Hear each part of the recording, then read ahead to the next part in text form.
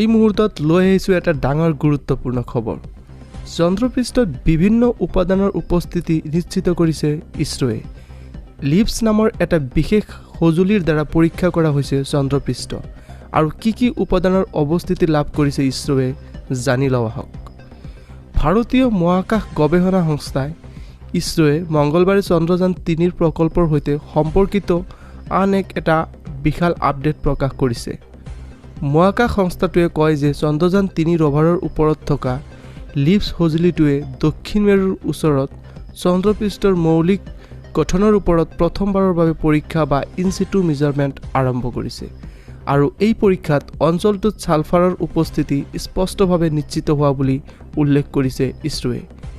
এক টুইটত ইছৰোৱে কয়, ইনচিটু বৈজ্ঞানিক পৰীক্ষা নিৰীক্ষা অব্যাহত আছে আৰু ৰভাৰৰ ওপৰত থকা লেজাৰ প্ৰেৰিত ব্ৰেকডাউন স্পেক্ট্ৰস্কোপ সঁজুলিটোৱে প্ৰথমবাৰৰ বাবে ইনচিটু জোখৰ জৰিয়তে দক্ষিণ মেৰুৰ ওচৰৰ চন্দ্ৰপৃষ্ঠত ছালফাৰৰ উপস্থিতি স্পষ্টভাৱে নিশ্চিত কৰে। আশা কৰা অনুসৰি aluminium, calcium, iron, chromium, titanium, manganese, silicon আৰু লগতে অক্সিজেনৰ উপস্থিতি চিনাক্ত কৰা হৈছে। আনহাতে হাইড্ৰজেনৰ সন্ধান এতিয়া চলি আছে। পুনৰবাৰ জনাইছোঁ এই গুৰুত্বপূৰ্ণ খবৰ। চন্দ্ৰপৃষ্ঠত বিভিন্ন উপাদানৰ উপস্থিতি নিশ্চিত কৰিছে ইছৰোৱে। লিপছ নামৰ এটা বিশেষ সঁজুলিৰ দ্বাৰা পৰীক্ষা কৰা হৈছে চন্দ্ৰপৃষ্ঠ।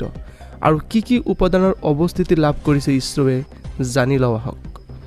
ভাৰতীয় মহাকাশ গৱেষণা সংস্থাই ইছৰোৱে মঙ্গলবাৰে চন্দ্ৰযান ৩ৰ প্ৰকল্পৰ সৈতে সম্পৰ্কিত আন এটা বিশাল আপডেট প্ৰকাশ কৰিছে। মহাকাশ সংস্থাটোৱে কয় যে চন্দ্ৰযান ৩ ৰভাৰৰ ওপৰত থকা লিপছ সঁজুলিটোৱে দক্ষিণ মেৰুৰ ওচৰত চন্দ্ৰপৃষ্ঠৰ মৌলিক গঠনৰ ওপৰত প্ৰথমবাৰৰ বাবে পৰীক্ষা বা ইনচিটু মেজাৰমেণ্ট আৰম্ভ কৰিছে। আৰু এই পৰীক্ষাত অঞ্চলটোত ছালফাৰৰ উপস্থিতি স্পষ্টভাৱে নিশ্চিত হোৱা বুলি উল্লেখ কৰিছে ইছৰোৱে। এক টুইটত ইছৰোৱে কয়, ইনচিটু বৈজ্ঞানিক পৰীক্ষা নিৰীক্ষা অব্যাহত আছে আৰু ৰভাৰৰ ওপৰত থকা লেজাৰ প্ৰেৰিত ব্ৰেকডাউন স্পেক্ট্ৰস্কোপ সঁজুলিটোৱে প্ৰথমবাৰৰ বাবে ইনচিটু জোখৰ জৰিয়তে দক্ষিণ মেৰুৰ ওচৰৰ চন্দ্ৰপৃষ্ঠত ছালফাৰৰ উপস্থিতি স্পষ্টভাৱে নিশ্চিত কৰে। আশা কৰা অনুসৰি aluminium, calcium, iron, chromium, titanium, manganese, silicon আৰু লগতে অক্সিজেনৰ উপস্থিতি চিনাক্ত কৰা হৈছে।